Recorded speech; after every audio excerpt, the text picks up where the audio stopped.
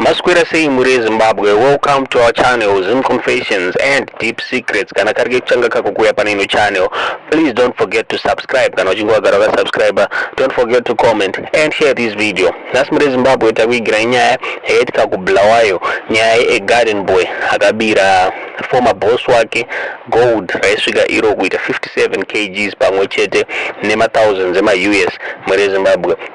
Nyaya akaoma muri Zimbabwe garden oya runzi anga ane mamanzi abva kushandira murume uyu saka arikunzi akatsvaga neshamwari yake uyo akazoenda naye mushure mekunge started movements aboss wake saka varikunzi pese paibuda boss wake varume vaviri vaisvika pamba vonovhura bedroom nescrewdriver. So on the first day pakabiwa 900 US nevarume ava, then muridzi wemari akafunga kuti mukadzi wake ndiye ainge ashandisa mari. Then second day vakaenda vakanoba 400 US pamwe chete ne 12 kgs Dze gold. Then day rekupedzisira vakabva vaba 48 kgs Dze gold.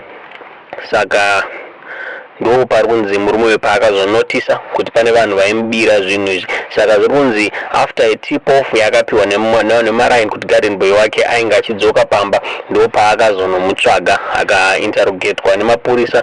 Gadhi akareurura muri Zimbabwe. Inyaya yakaoma, nyaya iri kushamisa muri Zimbabwe. Saka kuno kwatiri kuita garden boy pamwe chete nemumwe wake waifamba naye pakuba vari mumaoko emapurisa. Ndo nyaya yatata kuigira muzuva ranhasi muri Zimbabwe. Tiudze zvamuri kufunga pamusoro penyaya iyi mucomment section.